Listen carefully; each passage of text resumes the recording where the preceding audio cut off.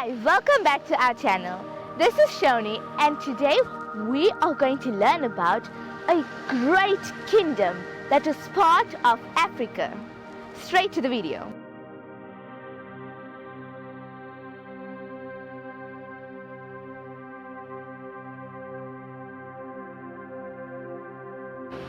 In the year 1235 CE, CE stands for Post-Classical History Era. This period runs from about 500 AD to the 1500 AD. Sorry, I went behind with the CE because I'm not familiar with that kind of form like the AD or the BC. Let's return to our subject. In that time, in the western side of Africa, there was a great kingdom forming. In the history of Africa, especially in West Africa, this powerful kingdom was considered to be one of the largest empires known in the history of West Africa. Yes, we are talking about the Kingdom of Mali. At its peak, it spanned from the Atlantic coast to the central parts of the Sahara Desert. If the kingdom still existed today, it will contain Guinea, Senegal, Mali, Gambia, Mauritania, Niger and Guinea Bissau.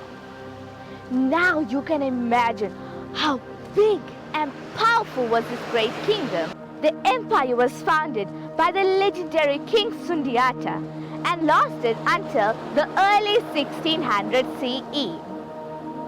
The kingdom's capital was Niani and later it moved to Kangaba. Mali's rulers adopted the title of Mansa. The most common crops the kingdom grew were beans, gourds, millet, papaya, peanuts, rice and sorghum. The livestock they raised included cattle, goats, poultry and sheep. The Niger River was an important method of transporting goods to trade more. The river also brought fertile soil to the kingdom. With the fertile soil, better crops grew and flourished and also brought better food to raise livestock.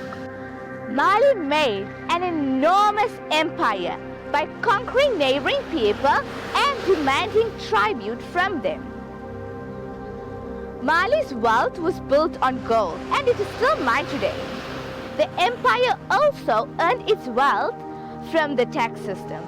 They taxed their citizens and all the goods that were bought in and out of the empire were heavily taxed. The empire's most famous ruler was Mansa Musa. Mansa Musa ruled the kingdom between 1312 and 1337. The emperor was a follower of Islam, and when he traveled to Mecca on a pilgrimage, he distributed so much gold that he caused an inflation that lasted over a decade. When he returned, he brought back many Arabian scholars and architects. He used the Arabian scholars to maintain the tax system and for keeping records. Mansa Musa was known to be a wise and efficient ruler. He ordered to start the construction of the Great Mosque or Jingariba Mosque of Timbuktu in 1324.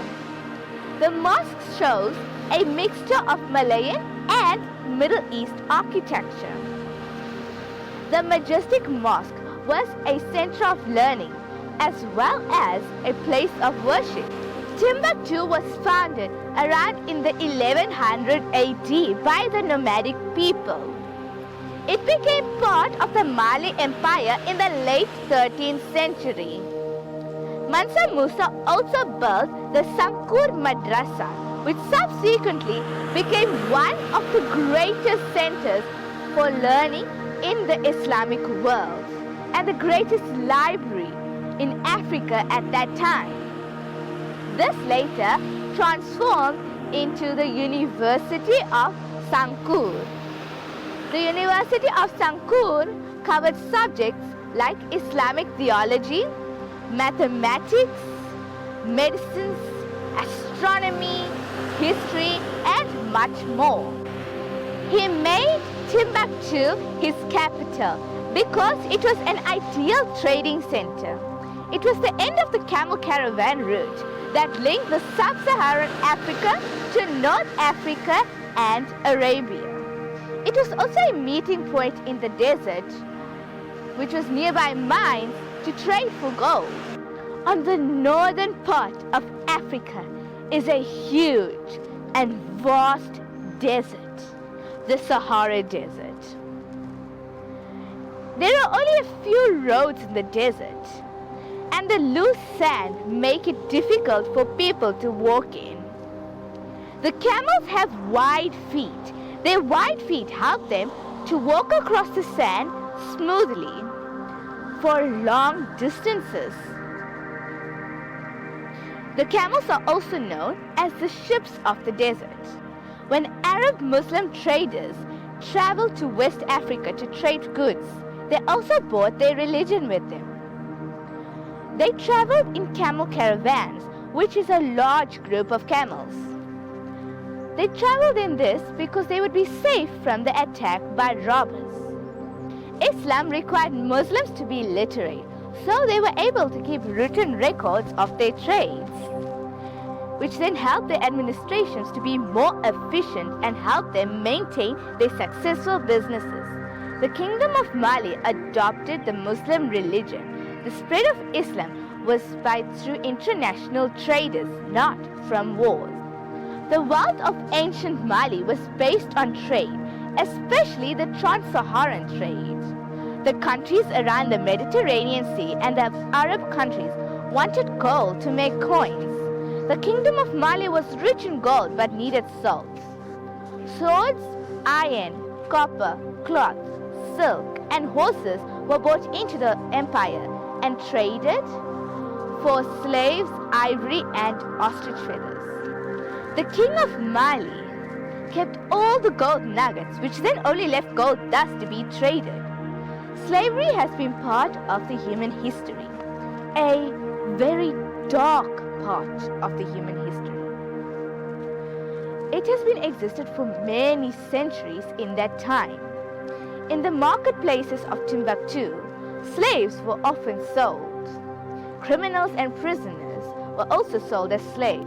Leo Africanus was an explorer. He visited twice Timbuktu in his travels. He wrote a book about his travels called The Description of Africa. In that time, Europeans knew very little about Africa. Leo Africanus' book helped the Europeans learn about West Africa and its people. Leo Africanus' book is one of the few written resources that we have about the Kingdom of Mali and the city of Timbuktu. In 1988, the UNESCO declared heritage sites in Timbuktu, which included the great mosques and madrasas that are now under potential threat of being destroyed by militant rebels in the region. A World Heritage Site is a specific site of outstanding importance. The site should be preserved as part of the common heritage of humankind. Many experts and organizations are preserving the surviving manuscripts of the African scholars that are critical to the country's history. Currently, most of the manuscripts are being preserved in the Ahmad Baba Institute, which was named after a 15th century scholar. In 2003, the South African Mali project was launched. It was a joint project by the South African and the Mali government. As per Al Jazeera's Mohammed Fal's report on the 20th of April 2012, the World Heritage Site is in danger, but the two main threats it were facing were desertification and human neglect. The situation has now been compounded by insecurity, vandalism, and prospect of war.